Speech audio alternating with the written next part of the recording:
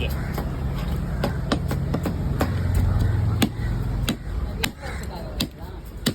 நம்ம சேனல் இருக்குல்லம்மா,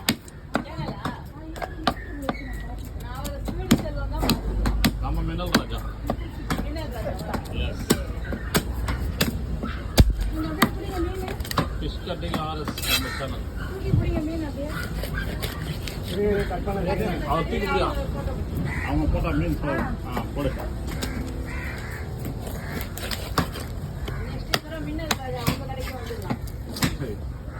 உங்களுக்கு யாரை பிடிக்குதோ மீன் அதான் யாரும் கட்டிங் பிடிக்குதோ தாராளமாக ஆகிடலாம், ஒன்றும் பிரச்சனை இல்லை. யாரு